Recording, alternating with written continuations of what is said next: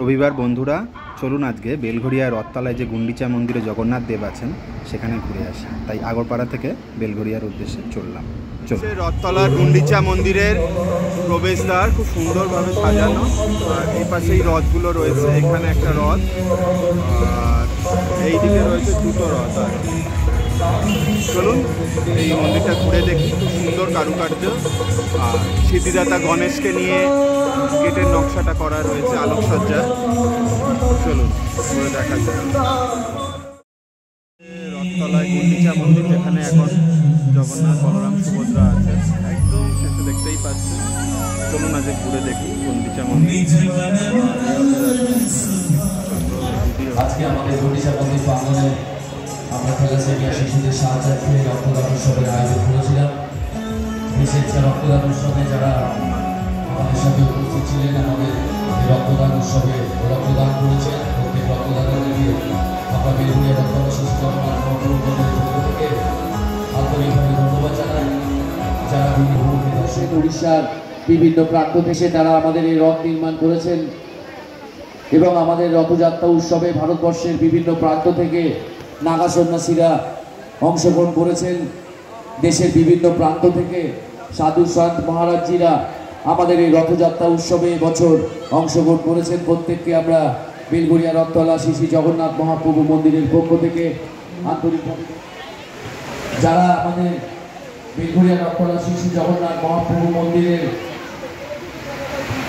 অন্নপ্রাশন ছাড়াও যে কোনো অনুষ্ঠান আপনারা করবার জন্য আমাদের বেলঘরিয়া রথতলা শ্রী জগন্নাথ মহাপ্রভু মন্দিরের যে অফিস আছে সেই অফিসে যোগাযোগ করে আপনারা জন্মদিন থেকে শুরু করে জেনে নেবেন। এবং সারা বছর আমাদের বেলঘরিয়া জগন্নাথ মহাপ্রভু মন্দিরের পক্ষ থেকে বিভিন্ন ধরনের সেবামূলক অনুষ্ঠান সারা বছর আমরা করে থাকি। আমাদের এই রথযাত্রা উৎসবে আমাদের সহযোগিতা করছে পরিষেবা সকল সদস্যবৃন্দদেরকেও আমরা বেলঘরিয়া রথতলা শ্রী জগন্নাথ মহাপ্রভু মন্দিরের পক্ষ থেকে আন্তরিকভাবে ধন্যবাদ জানাই। রথতলা ফ্রেন্ডস অফ সোসাইটি প্রত্যেক সদস্যবৃন্দ যারা আমাদের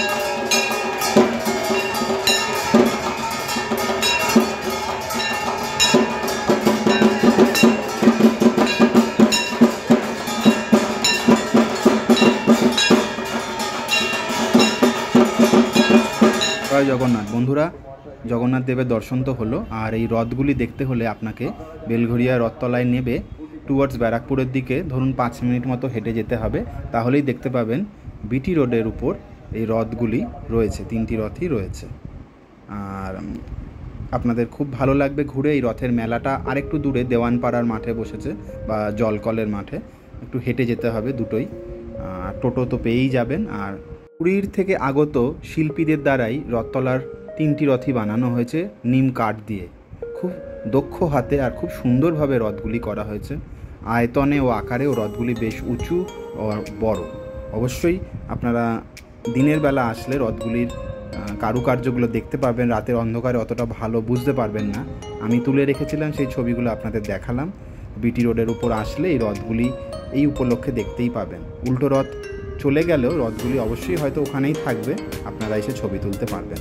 আশা করি আপনাদের ভিডিও ভালো লেগেছে, আর আমার এই ভিডিও ভালো লাগলে অবশ্যই আমার চ্যানেল সাবস্ক্রাইব করবেন। জয় জগন্নাথ, সকলে ভালো।